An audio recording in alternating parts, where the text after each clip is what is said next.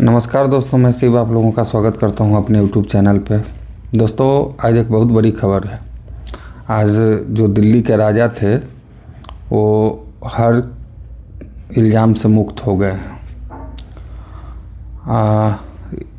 जो इस पर हम लोग कुछ बात करेंगे दोस्तों, लेकिन उससे पहले मेरी एक गुजारिश है। आप लोग वीडियो देखते हैं लेकिन मेरे चैनल को सब्सक्राइब नहीं करते, वीडियो को लाइक नहीं करते और शेयर नहीं करते हैं, तो आप लोगों से रिक्वेस्ट है कि मेरे वीडियो को ज़्यादा से ज़्यादा लाइक करें, शेयर करें और मेरे चैनल को सब्सक्राइब करें, जिससे आपका भाई दोस्त आगे बढ़ सके। दोस्तों, मैं बात कर रहा हूँ अरविंद केजरीवाल की, जो दिल्ली के पूर्व मुख्यमंत्री थे। उनको शराब घोटाले में, उन पर इल्ज़ाम था शराब घोटाले का, और 5 महीने करीब वो जेल में भी रह के आए हैं। उप मुख्यमंत्री साहब भी जेल में रह के आए हैं करीब 1.5 साल 510 दिन, और संजय सिंह भी जेल में गए। मतलब अच्छे जो दिल्ली के मंत्री मिनिस्टर थे वो जेल में इस शराब नीति की वजह से रहे। ये शराब नीति क्या थी दोस्तों? 21-22 की ये शराब नीति थी। उन्होंने प्राइवेट, जो जैसे आबकारी विभाग का क्या होता है ना कि कुछ दुकानें क्या कहते हैं उसको, लाइसेंस पर दिया जाता है, पर उसकी निगरानी जो है वो आबकारी विभाग के पदाधिकारी करते रहते हैं बीच बीच में। लेकिन दिल्ली में हुआ क्या था कि सारा चीज़ प्राइवेटाइजेशन, निजीकरण हो गया था। जो सब हर होल्डिंग जो थी वो निजी कंपनियों के हाथ में थी। तो इनका अनुमान था कि उससे 10,000 करोड़ का राजस्व बढ़ोतरी होगा। लेकिन विपक्ष, जो अभी भारत के राजा हैं हमारे बीजेपी के लोग, वो बोल रहे थे कि नहीं ये घोटाला है, प्राइवेट निजीकरण, निजी कंपनियों के हाथ को दे के ये रिश्वत लेके दिया गया है। तो कुछ साक्ष्य मिले थे या फिर माहौल बनाया गया था। तो चलिए इस पर बात करते हैं। तो देखिए दोस्तों, आज 27 तारीख, आज राव एवेन्यू कोर्ट ने पूर्व मुख्यमंत्री अरविंद केजरीवाल और पूर्व उप मुख्यमंत्री मनीष सिसोदिया को हर इल्ज़ाम से मुक्त कर दिया है। तो यहाँ पर एक सवाल उठता है दोस्तों कि क्या ये सिर्फ चुनाव जीतने के लिए, दिल्ली का चुनाव जीतने के लिए बीजेपी ने कराया था? मान ली उनके पास तो सारा हथियार है या सारा उनके पास मतलब विभाग है, तो बीजेपी ने ये एजेंडा सिर्फ दिल्ली चुनाव जीतने के लिए कराया था या कुछ सच भी था? और अगर सच था तो सीबीआई को मिला क्यों नहीं? सीबीआई छोटी मोटी जांच एजेंसी नहीं है, सीबीआई बहुत बड़ी जांच एजेंसी है। वो आप कह सकते हैं कि एक मुख्य केंद्र है, मुख्य जांच एजेंसी है जो भारत के गंभीर मामलों में खोज करती है। गंभीर मामलों को अगर मान लिया आपके पुलिस प्रशासन से या फिर कोई स्पेशल टीम गठित होती है उससे, अगर उससे भी नहीं होता है तब जो है वो सीबीआई को केस हैंड ओवर होता है। तो सीबीआई के पास सबूत अपर्याप्त थे कि सारे मतलब जितने भी उन पर चार्जेस लगे थे अरविंद केजरीवाल पर, वो हट गए। तो देखिए दोस्तों, 21-22 में कोरोना महामारी बहुत ज़्यादा थी। उस समय हर राज्य की आर्थिक स्थिति बहुत दयनीय थी, इसलिए कि इनकम तो कहीं से था नहीं, खर्च हो रहा था हॉस्पिटल पर, मास्क पर, पीपीई किट पर, ग्लव्स पर, उसके बाद जो मरीज आते थे उनके रख रखाव पर बहुत खर्च हो रहा था। उसके बाद दिन पदाधिकारी जो थे वो पुलिस वाले हों, अस्पताल कर्मी हों, डॉक्टर्स हों, नर्स हों, हर समय वो ड्यूटी पर ही बेचारे रहते थे। हमारे सच के फाइटर थे वो। तो उस समय टैक्स तो कहीं से आ नहीं रहा था, तो हमारे दिल्ली के राजा ने क्या किया कि सब चीज़ लॉकडाउन में बंद था, पर इन्होंने शराब की दुकान खोल दी, जिससे मारामारी मच गई। भाई घर पे लोग बैठे रहते थे, कुछ काम था नहीं, चलो शराब ही पी के अपना दिन काट रहे थे। और हमारे यहाँ तो एक से एक लोग हैं पियक्कर। तो उसी में इन्होंने क्या किया कि पहले शराब की दुकानें जो थी, मैंने जो पहले बताया कि आबकारी विभाग के अंडर में आती हैं, वो भी रहती हैं ठेके पर ही। सरकार उनको हमेशा जो है टेंडर निकालती है, और जो टेंडर में कोटेशन कोट होता है उससे सरकार उस दुकान को लाइसेंस देती है, पर उसको आबकारी विभाग के पदाधिकारी जो कर्मचारी होते हैं उनकी निगरानी रहती है। तो दिल्ली में ऐसा नहीं था। दिल्ली के मालिक ने क्या किया था कि सारा चीज़ हटा दिया था कि नहीं भाई, अब सब कंपनी ही टोटल चीज़ देखेगी अपना, हमको इतना राजस्व आपसे चाहिए, बाकी आप लोग कैसे बेचेंगे नहीं बेचेंगे। तो उस हिसाब से 272 दुकानें खुल गई दिल्ली में। और ऊपर से सोने पर सुहागा क्या हुआ कि एक पर एक बोतल फ्री हो गई। अब जब 21-22 का ये जो लॉन्च हुआ आबकारी नीति, शराब नीति, तो इस पर बीजेपी ने ऑब्जेक्शन उठाना शुरू किया। तो अरविंद केजरीवाल से गलती ये हो गई कि इन्होंने उस कानून को वापस ले लिया। सबसे बड़ी भूल या सबसे बड़ी गलती आप अरविंद केजरीवाल के द्वारा ये कह सकते हैं कि उस नीति को वापस ले लिया गया, और उसी नीति के वापस लेने की वजह से बीजेपी उन पे हावी हो गई। बीजेपी, कांग्रेस, मतलब जो भी पार्टियां थी वो उन पे हावी हो गई।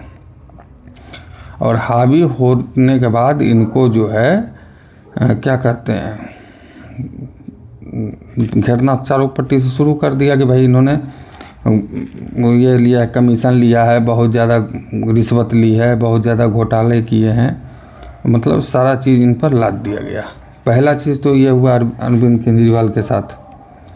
दूसरा, उन्होंने जो मुख्यमंत्री आवास था उसको छोड़ के ये दूसरे आवास में शिफ्ट हो गए थे, और वहाँ पर इन्होंने रिनोवेशन कराया था। अब दोस्तों, आम पब्लिक तो वहाँ जाके देख नहीं सकती थी कि रिनोवेशन का क्या ये है। और अरविंद केजरीवाल का ये कहना था कि भाई मैं मुख्यमंत्री हूँ, कल होकर कोई दूसरा मुख्यमंत्री आएगा तो रहेगा उसी के लिए। ये बात सही भी थी कि जो अभी अरविंद केजरीवाल मुख्यमंत्री थे, अभी दूसरा कोई है, उसके बाद कोई दूसरा कोई होगा, उनसे पहले शीला दीक्षित थी। तो मान लिए जो हाउस आवंटन, जो घर आवंटित होता है मुख्यमंत्री को, तो उसमें तो सब कोई रहेगा। तो ये कहना कि शीश महल अपने लिए बनाया है वो सरासर खारिज था। लेकिन बीजेपी को शराबबंदी पहला मुद्दा, दूसरा शीश महल का मुद्दा मिल गया, और शीश महल का मुद्दा मिल गया तो और घिर गए केजरीवाल जी हमारे। और केजरीवाल जी वो तो हुए, तीसरी गलती इन्होंने रेवड़ियाँ बांट के की, जिससे दिल्ली की अर्थव्यवस्था और ख़राब हो गई। चौथा, ये हर चीज़ जो है दूसरे पर ब्लेम फोड़ देते थे। ये अपने आप को दूध का धूला और दूसरे को मतलब गंदी नाली का कीड़ा तक समझते थे। तो ये सब गलतियां जो थी वो अरविंद केजरीवाल पर भारी पड़ रही थी। तो और सबसे बड़ी बात, ये डायरेक्ट नरेंद्र मोदी पर हमला करते थे। तो भाई नरेंद्र मोदी अब आज के डेट में कोई छोटा मोटा राहगीर चलता आदमी नहीं है कि आप उस पर ढेला फेंक दिए और उसका आपको जवाब नहीं मिलेगा। Narendra Modi is a brand, वो इंडिया के प्राइम मिनिस्टर हैं, और आम पब्लिक नहीं, आप आम पब्लिक को भी ढेला मारोगे तो वो रिटेलिएट करेगा ही, वो आपको भी मारेगा। वो तो भाई प्राइम मिनिस्टर है, आप डायरेक्ट उन पे हमला बोल रहे हो, तो कहीं ना कहीं से तो कुछ ना कुछ तो होगा। तो इनके पीछे जो एलजी थे वो इनके पीछे सीबीआई को लगा दिए, लो भैया अब तुम रहो परेशान। तो शराब नीति में इनको 5 महीने जेल भी रहा। और ये महानुभाव इतने बड़े वाले थे मुख्यमंत्री साहब रायता फैलाने में, कि इन्होंने ये 5 महीना रह के और जेल से ही मुख्यमंत्री की गद्दी संभाल रहे थे। अब बताइए, इनमें ना कोई एथिक्स था, ना कुछ था, या क्या सोचते थे कि मैं छोड़ दूंगा तब मेरी कुर्सी कोई और ले लेगा। तो भाई आपका कैरियर तो उसी दिन डिस्ट्रॉय हो गया था जिस दिन आपने इस शराब नीति को वापस लिया था। लोग तो मान लीजिए आप हमको अगर कहीं जाना हो, मैंने घर वालों से कहा कि मैं यहाँ जा रहा हूँ, घर वाले जान रहे हैं कि नहीं ये दिल्ली जा रहा है, और मैं जाऊँ आधे रास्ते से लौट के आ जाऊँ, किसी के कोई कहे कि नहीं ये दिल्ली का रास्ता नहीं है, ये दिल्ली का रास्ता नहीं है, मैं किसी से कहने पर, किसी और लोगों के कहने पर मैं वापस आ जाऊँ, तो लोग तो ये समझेंगे ना मेरे घर वाले कि इसको दिल्ली का रास्ता पता नहीं है। आप कुछ भी सफाई देते रहें कि मुझे इसने कहा ये एक आदमी ने कहा कि नहीं ये गलत रास्ता है, एक आदमी ने कहा ये गलत रास्ता है, तो आप कुछ भी सफाई देते रहो, उससे कोई मतलब नहीं है। एक धारणा बन जाती है लोगों के मन में कि आप करप्टेड हो तो करप्टेड हो, आपको नहीं पता है इस चीज़ का तो नहीं पता है। और जब लोगों के मन में एक धारणा बन जाएगी आपके खिलाफ, तो आप उसको कितना भी रगड़ लो, कितना भी धो लो, वो धारणा कभी धुलती नहीं है। तो ये चीज़ें केजरीवाल जी के साथ हुई, जो हमारे दिल्ली के राजा थे। उन्होंने भारत के राजा से पंगा लिया, भारत के राजा ने दिल्ली के राजा को नंगा कर दिया। आज बेचारे अपने विधानसभा से चुनाव हार के बैठे हैं। उनकी विपक्ष, अभी दिल्ली में विपक्ष की जो नेत्री हैं वो हैं आपकी तरफ से, आम आदमी पार्टी की तरफ से, वो हैं आतिशी मार लेना। तो ये हैं, तो इस नीतियों की वजह से इनकी कुर्सी जो है वो गई। जनता के मन में ये धारणा बैठ गया उस कानून को वापस लेने के बाद कि भाई ये गलत है, इन्होंने घोटाला किया है। और लोगों और पार्टियों के, बीजेपी के लोगों को ये मौका मिल गया कि नहीं भाई ये गलत किया है। तो गलती इनकी भी थी हर जगह। ये मतलब अपने आप को ऐसे प्रेजेंट करते थे कि ये दूध के धूले थे। देखिए बात तो सही है ना, इन्होंने बोली थी मैं गाड़ी नहीं लूँगा, मैं बंगला नहीं लूँगा, मैं सिक्योरिटी नहीं लूँगा, मैं ये नहीं लूँगा, मैं वो नहीं लूँगा। अपने बाल बच्चों तक का कसम खाया था। इन्होंने गाड़ी भी लिया, बंगला भी लिया, सिक्योरिटी भी लिया, अपने आप को भारत का प्रेसिडेंट समझते थे कि प्राइम मिनिस्टर समझते थे, पीछे दो झंडा, मतलब राजनीति करने में ये सबके बाप थे। कभी इससे गठबंधन कर लिया, जिसको गाली दे रहे हैं पता चला सुबह हुआ भाई आप आदमी पार्टी ने इससे गठबंधन कर लिया, वहाँ हुआ फिर सुबह हुई पता चला इससे गठबंधन तोड़ लिया। तो ये खेल चला रहे थे और फ्री की रबड़ियाँ बांट के ये कर रहे थे। तो फ्री की रबड़ी बांटोगे तो यही होगा, आप किसी को डायरेक्ट टारगेट करोगे, अपने आप को मतलब उससे भी बड़ा समझोगे। जो भारत का राजा शीर्ष नेतृत्व बैठा है हिंदुस्तान के, आप उसको डायरेक्ट चैलेंज कर रहे हो, उसको आप चोर बोल रहे हो, उसको आप मतलब जो मन सो बोल रहे हो, तो रिटेलिएट तो करेगा। वो गाली आपको नहीं देगा।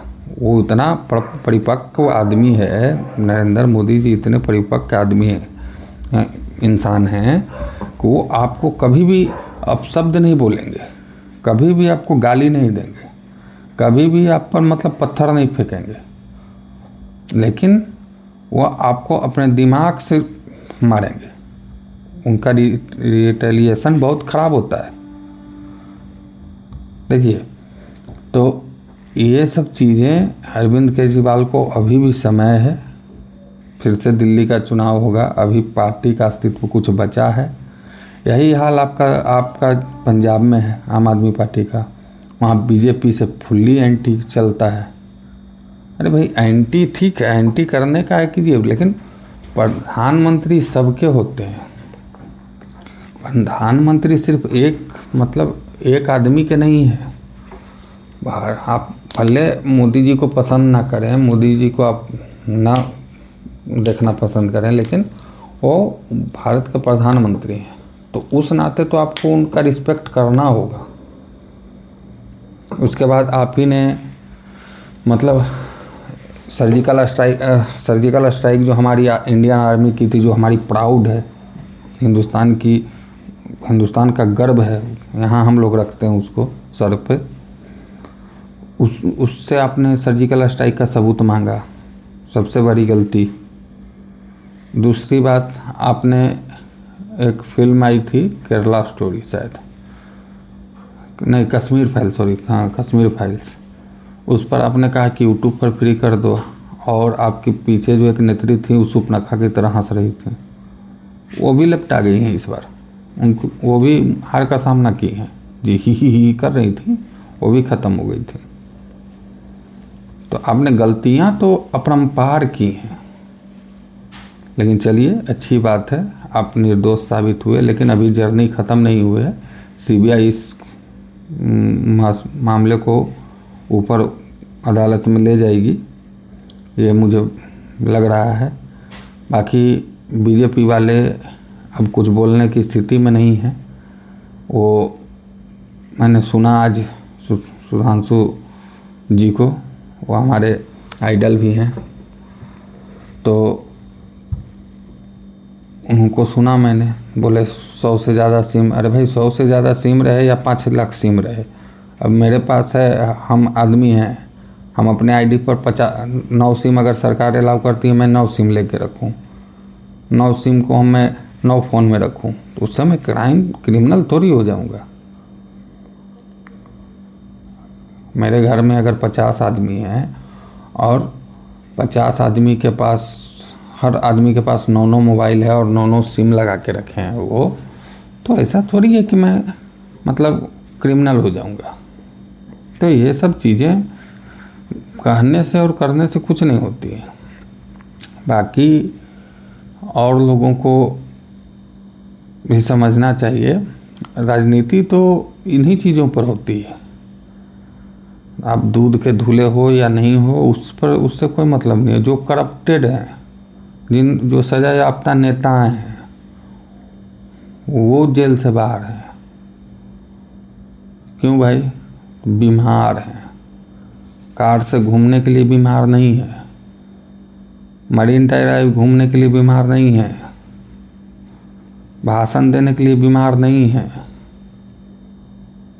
पर बीमार है, इसलिए कोर्ट से बाहर हैं। और 1947 से लेकर आज तक रिकॉर्ड रहा है कि कोई भी नेता जो है वो कितना भी करप्ट हो, उसको सज़ा नहीं हुई है, और सज़ा हुई भी है तो जेल से बाहर ही रहा है। कोई बता दे कि हाँ इस नेता को सज़ा हुई है और उसने जेल में अपना आखिरी सांस लिया है। भाई जिसके पास पैसा है, दौलत है, पावर है, ताकत है, वो बाहर ही रहता है। सलमान खान, संजय दत्त, बहुत सारे ऐसे उदाहरण हैं। संजय दत्त चलिए बोलते हैं कि मैं अपनी सुरक्षा के लिए रखा था, गलती हो गया मुझसे। सलमान खान तो आज तक उनके मुंह से कुछ नहीं निकला। नहीं, वो पैसे वाले लोग हैं, उनके बारे में बोलना भी मतलब आप बोल के भी क्या कर लोगे, कुछ नहीं, आपकी उतनी हैसियत नहीं है। वो अरबों खरबों में खेलते हैं, 1000 करोड़ों में संपत्ति है उनकी। तो इस बात से मतलब डिनाई नहीं किया जा सकता है कि कानून पैसे वाले के आगे नतमस्तक होती है। अगर आपके पास पैसा है, आप कुछ भी क्राइम कर दो, आप फ्री हो। हाल ही में दिल्ली में एक्सीडेंट हुआ गुटखा किंग कहे जाने वाले के बेटे के कार से, क्या बिगाड़ लिया जिसका एक्सीडेंट हुआ था उसके परिवार ने? कुछ नहीं। तो यहाँ पर कहावत है ना, एक कहावत है, जिसकी लाठी उसकी भैंस। जिसके पास पैसा है उसके पास सब कुछ है, और जिसके पास पैसा नहीं है उसके पास कुछ नहीं है। तो अरविंद केजरीवाल जी को मुबारक हो हमारी तरफ से कि आपको निर्दोष साबित हो गए हैं, मनीष सिसोदिया जी को मुबारक हो कि आप निर्दोष साबित हो गए हैं और आगे चल के आप अपनी गलतियों से सीखेंगे कि क्या करना है मुझे और क्या नहीं करना है, अपने आप को प्रेजेंट करना है तो कैसे करना है। और बीजेपी को भी मैं एक सलाह देना चाहता हूँ कि भाई अब अरविंद केजरीवाल से बच के थोड़ा, कहे कि ये आदमी अब वार करेगा और वार करेगा तो बहुत ख़तरनाक तरीके से वार करेगा। और अभी दिल्ली की जो मुख्यमंत्री साहिबा हैं उनको भी मैं कहूँगा कि बस अब मतलब आम आदमी पार्टी बीजेपी मत खेलते रहिएगा, कुछ दिल्ली वालों को भी बेचारे को आपको भरोसा करके जिताए हैं तो उनको दीजिए कि अगले बार भी आप चुन के आएँ। इसलिए कि अरविंद केजरीवाल अब आप लोगों की बिना बखिया उघेड़े छोड़ेगा नहीं, वो रायता फैलाएगा।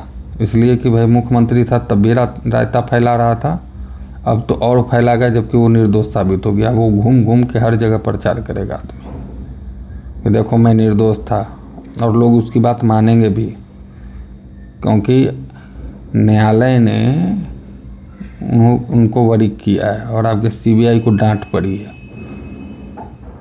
उनके वकील को न्यायालय ने बोला है कि भाई ईमानदारी रखो कम से कम। तो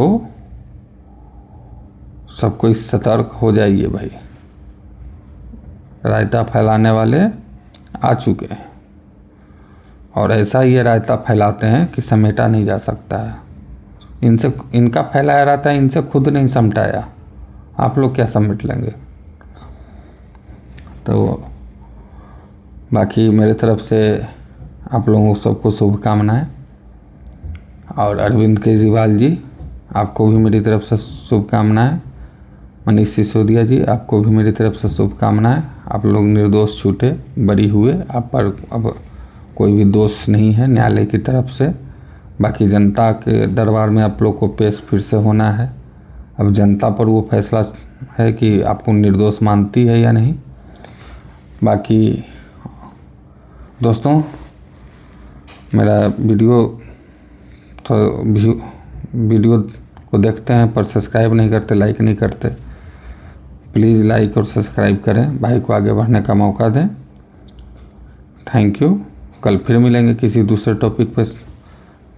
तो आज की रात शुभ रात्रि। Thank you very much. जय हिंद, जय भारत।